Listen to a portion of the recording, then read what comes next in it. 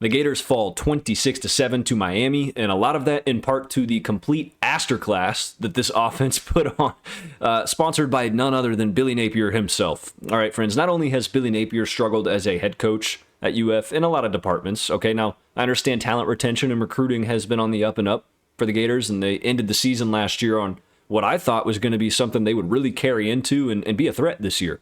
But this offense has regressed. Billy Napier's offense is slow, it's anemic, it's lifeless, it's soulless, it's predictable, and it's just really hard to watch.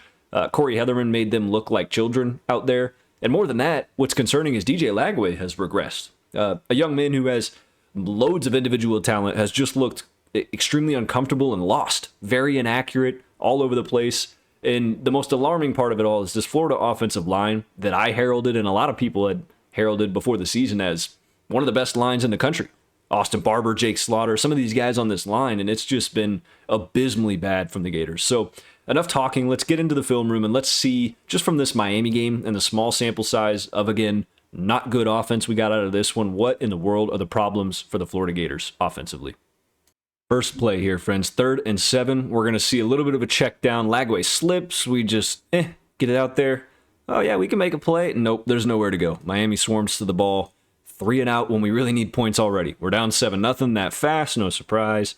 All right, let's see what we get here. So Miami, yet again, is going to follow almost the entire blueprint that LSU laid out last week, and that's that this Florida offensive line has been a liability. So we're going to give you another 4-3 look with a cover 2 shell is all we're going to play.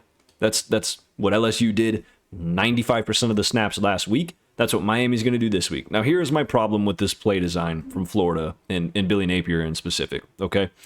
Here's what the Gators are going to try to do.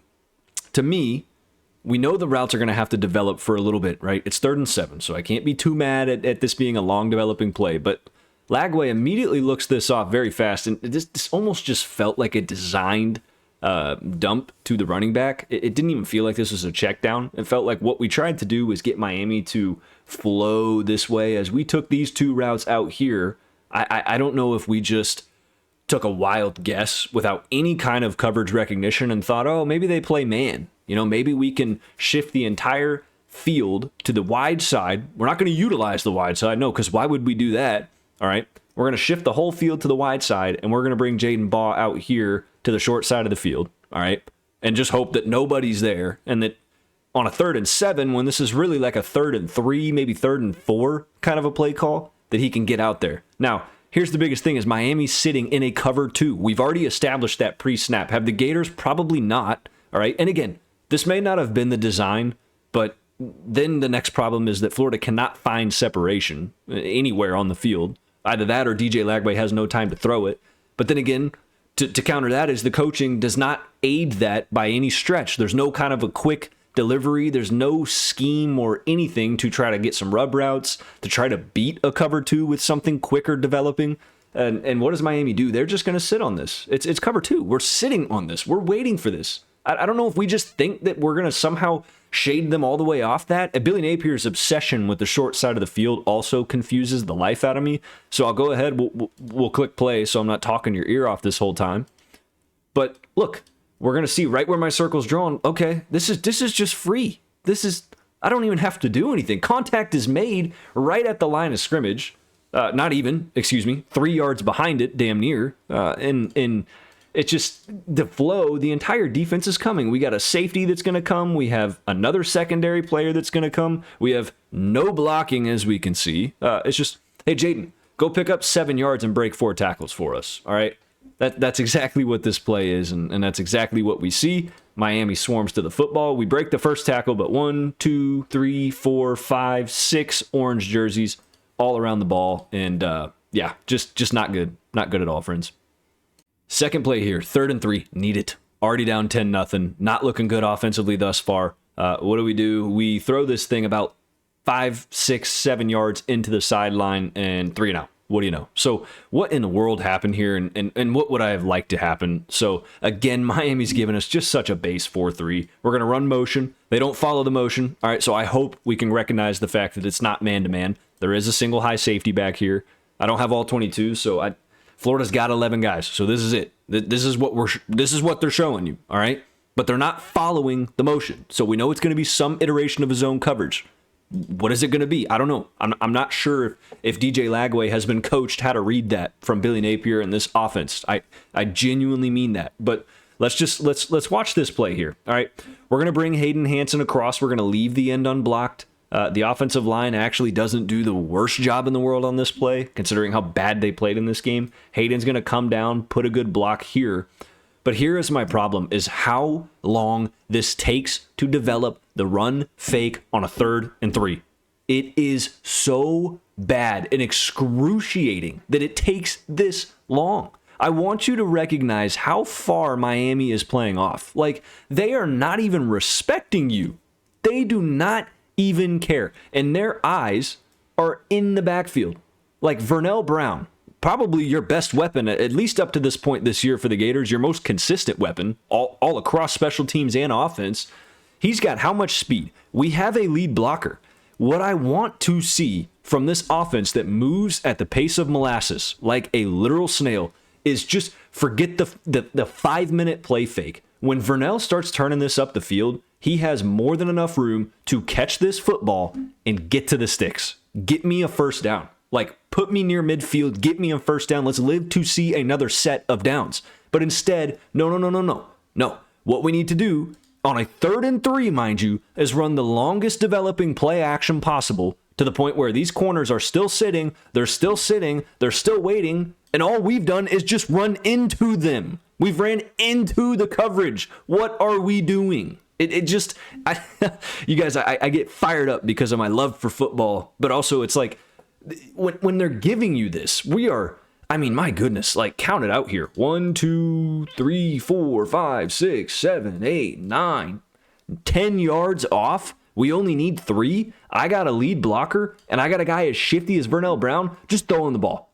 I'm talking catch the snap, put it on him. Let's go. Give me a 2-on-2 out here, because that's quite literally what we got. Give me a 2-on-2. Yeah, this linebacker can get there, sure, but Vernell's got a good head of steam. I like the pre-snap motion. Give me the ball. No, that's not what we do. Instead, watch this. We run the longest developing, and of course, when you play it live, it doesn't feel like that, but truly it does. Here we go. We've already ran into this coverage. All right, we're coming down on this. Lagway, I'm not sure why this ball isn't just on him now. Oh, I know he's not even looking. It's not part of the design. Every design is, hey, let's get 15 yards down the field and then turn around for the catch. Let's not do anything quick or have any kind of short passing game when our offensive line can't block. There's already penetration. Here we go. We're probably going to whiff on this. We're probably going to whiff here. Oh, man, guys, it is infuriating to watch this. And Lagway's running for his life. Hansen, sure, maybe. This is a tough angle throw with a guy coming down on me. And instead, I'm just going to launch this thing into the sideline. 3 and out. Let's punt. Tommy Doman, come on, MVP of the game. How many times did he punt? All right, I've caught my composure just for me to lose it again on the next couple of plays that we're going to go through here. But here we go, 3rd and 11 yet again. All right, 3rd down. I think Florida started this game like 0 for 10 or 1 for 11. Something abysmally bad.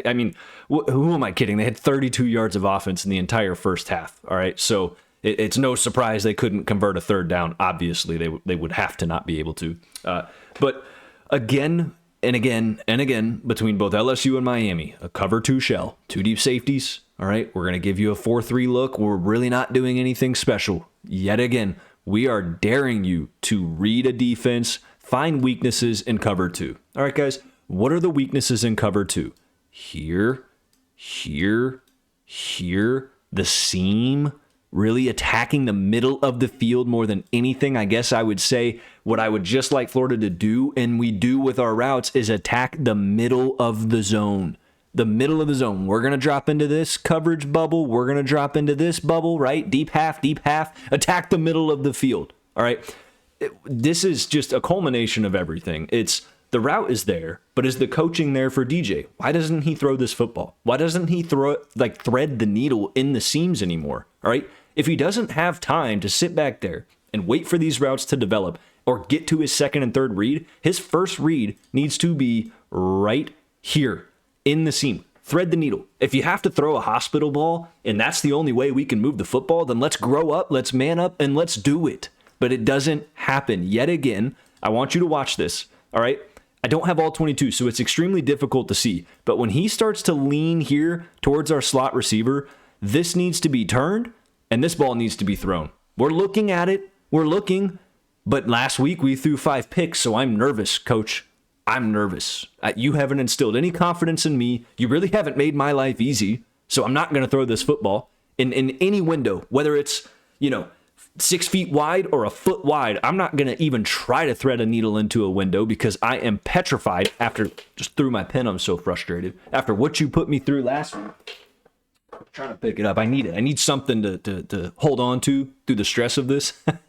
But we don't throw this football. I can promise you there is a window there. That's how you get open in cover 2. That's how you find really holes in the coverage. There's always going to be some. We don't throw it. Offensive line is hanging in there for half a second at least. Okay, and what do? All right, immediately we whiff, we fold. It's collapsing. And here we are again on a 3rd and 11 with a check down to, take a guess, the short side of the football field. And what does that do for us, my Gator fans? What does that do for us? Nothing. 1, 2, 3, 4 orange jerseys all over this one, and yet again a 3 and out for the electric Gators offense. Tommy Doman, let's go, MVP, baby. 4th and 3, game on the line. We finally scored as an offense. We somehow had a breath of life breathed into us. Defense gets a huge pick, and my goodness, we owe our defense. They've played their hearts out. When you think about how decimated they are on the defensive line, Cormani McClain makes a great play. They've done everything they can with what they've been given tonight. Hey, we have a chance. We are moving. We're only down 6. We have a chance to go take the lead in a game we have zero business taking the lead in. It's a 4th and 3, really every bit of 3, nearly a 4th and 4. Okay, instead of keeping the momentum and just putting points on the board when your defense has played well, we're thinking, hey, we got all the momentum. Let's go for it. 4th and 4. Let's call the most generic, bland, vanilla play call we can possibly find. But to really spice it up, let's not even run it to the sticks. Let's just leave it short, right? Perfect. Let's sit right in the zone. Love that. That's fine. It's smart football. It's safe. It's an accurate throw. It's an easy throw for Lagway, and it's something quick. Thank goodness it's not a 5-minute development of a play. But what do? We don't even run it to the sticks. And where does that start, friends? That starts with coaching. I like TJ Abrams. Absolutely. I think he's talented. Although he's not Florida's number 1 or 2 or 3 or even number 4 option in the receiving room, he gets the nod to get this one. I love the trust in him. I am not singling him out because this does not fully fall on him. This falls on coaching and, again, not putting young men in the right place to succeed. We don't even run this route to the sticks. And it's just like, I mean, we're not even close. We're still nearly 1.5 yards away from this. Miami's, you know that when this ball is caught, you're going to get hit. We saw it earlier. It wasn't Vernell. It was J. Michael Sturdivant got knocked out of this football game from a hospital ball that DJ Lagway placed it in there. He knew he was going to get hit, and that's fine. If you're going to sit in these pockets in the zone and make these catches, you know you're going to get hit, okay? In this instance, I like the route. I like the play call. I love the idea. It's quick. It's effective. But you don't run the route correctly, and it starts with coaching. But the other thing I want you guys to notice here, and I mean, gave it everything he had after the fact. It sure ran the route to the sticks. Now Miami's sitting on that. Again, it's just easy for them. We're going to sit right where we know. We're not going to drop any further than the chains. But I want you guys to realize, short side of the field, corner blitz. How often do we see that? A lot. If you watch my film reviews before, you know that it seems like every video I catch one of these, defenses love to do it. We have numbers. We have numbers down here. We have one corner trying to cover really this entire flat and deep third with a single high safety back here. Okay? Trey Wilson is going to get here. He's going to get some depth, and he's going to turn his head immediately. He's wide open. I mean, this is probably a touchdown if Lagway sees this. Now, unfortunately, of course, we have no diversity or checks at the line of scrimmage or anything. No one even recognizes this. If he just maybe takes a quick peek this way, just tries to sell it, like if he's coached to maybe, hey, just look this off. He sees this corner coming. He doesn't really need much time because Hanson's going to take this here, and we're going to run this little out route. And watch how fast, I want you to watch how fast Trey Wilson, turns his head. Look, right when he makes this break, he's going to immediately turn his head. Now, he goes off the screen, but he turns his head. If we just even look that way, maybe. Instead, we just first read, throw. And the throw we make isn't bad, but the route we take isn't great. last play here, friends, and if this isn't just the epitome of what it's really felt like to watch this Florida offense and DJ Lagway, and let me continue to reiterate that I do not point the finger at DJ Lagway, at Jaden Baugh. The offensive line is a different story. I think their play has been very subpar for their potential. But again, this comes down to coaching. And although, yes, it's not all on Billy Napier, it's on his entire staff, but he picks his staff, and he refuses to hire an offensive coordinator at that. So let's just finish this off. I'll show you guys the play. 2nd and 8. At this rate, we need a score. We need something. Our offensive line is just abysmally bad at this rate. It's like we've quit. We're done. We're defeated. The little ounce of momentum that we had, we did not capture. In 3 straight games, we've yet to capture any sense of momentum, especially offensively. Defense has given us, like 7,000 chances to not only win a game, but even just stay in it and do something, and we don't do it. Yet again, it's just another 4-3 cover 2 look. We're gonna bring a blitz here, though. I wish we would recognize that. We don't. We have really, in my eyes, what's almost like a robber. Like we're coming up just a little bit. Our eyes are in the backfield. We're really not intimidated. We're dropping a deep safety back here. Looks like we're playing kind of a deep third. So, hey, maybe we have man-to-man over here. Maybe, just maybe. Who knows? I don't know. I can promise you DJ Lagway doesn't know. Let's watch it run out. Nope. Okay, we don't. It is a cover 1 robber, so we're coming down. As the blitz vacates, we're coming down to fill that zone. We're taking that away. And here's the thing. There's just long developing routes that it's 2nd and 8, so I don't hate this, right? We need big chunk yards. We can't just dink and dunk this all game long. But here's what I hate is the lack of recognition from DJ. I don't really know what he's looking at here. I genuinely don't. I'm assuming he sees the safety coming down to take this away, but immediately then this route needs to curl into where that safety just vacated. Not Hayden Hansen, but I'm not entirely sure who that was running that route. But whoever the wideout was on that side of the field, yet again, short side of the field, because we love the short side. I'm surprised he didn't throw this. And if anything, actually, the right read right now was to throw this ball. You can feel the pocket collapsing. We get away with it. This ain't even a hold. I mean, this is just a maul here, and it still doesn't matter. Still makes the play. We're clearly almost holding over here. We're getting pushed back. This is okay. I can live with this right here. I mean, we just completely whiff. Luckily, Jaden Baugh's there to give us something. But Lagway, just at this rate, man, just dunk it. Just dunk it. Take the underneath. Let's at least just. And again, I understand the safety's coming down. However, he's not going to intercept it. He's not going to make the play. You've been sacked how many times this game? Where's Billy Napier giving him something easy, giving him quick completions, adapting and understanding what's happening in the game? We don't have that. There's no routes that adjust to any kind of vacancies in the zones. There's no kind of checkdowns that it's just take what you can get, right? Let's take our 5 yards, get out of bounds. I understand Hayden Hansen's not the fastest athlete in the world. I don't even think he gets out of bounds here, but dude, we have 3 minutes and 40 seconds left. We're only down 2 scores, all right? If we can score in 1:40 or 1:20, whatever it be, right, then we're fine. We can score before the 2-minute warning, and who knows, anything can happen. We don't do any of that. Yet again, it's just we sit, we hold the ball.